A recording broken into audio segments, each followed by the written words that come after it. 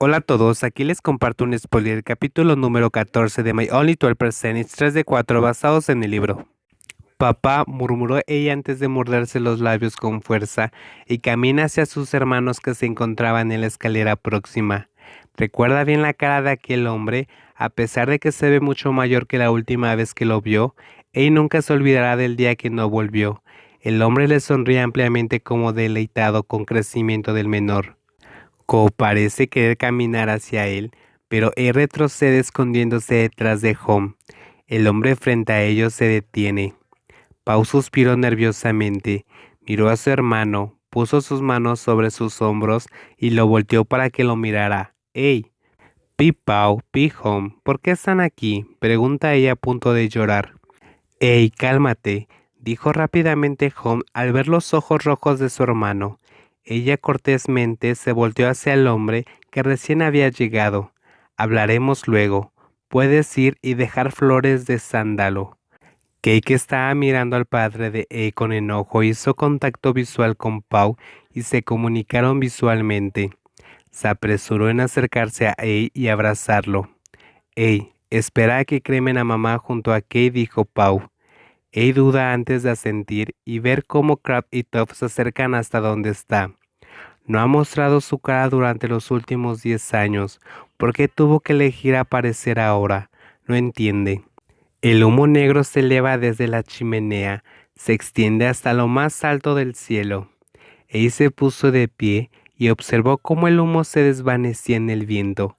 Era como si viera la sonrisa de su madre aparecer en medio de las nubes grises. Su rostro siempre será el más hermoso en su memoria.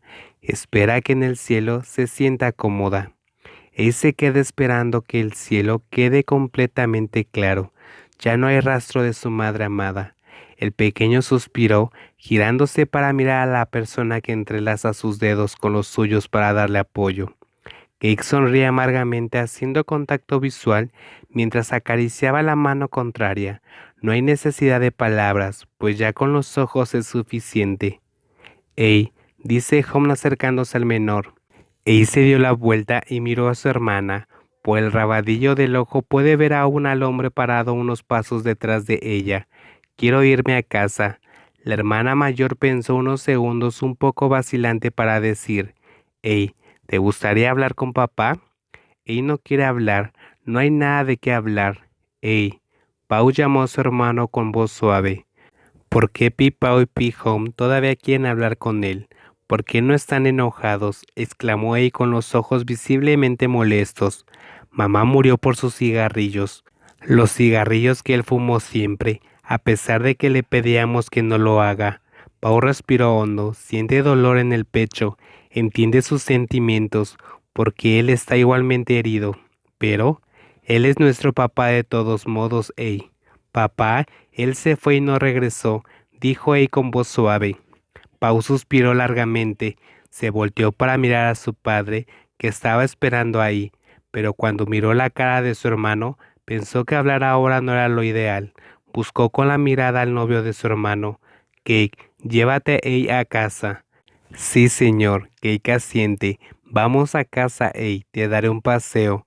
Volveremos luego. Debemos hablar con nuestro padre primero. Ey frunce el ceño, pero Cake aprieta sus manos para tranquilizarlo. El pequeño desvía su mirada hacia su novio y suspira sumisamente. Está bien. Regresen a salvo. Nos daremos prisa, dijo sonriendo Pau, frotando las mejillas de su hermano.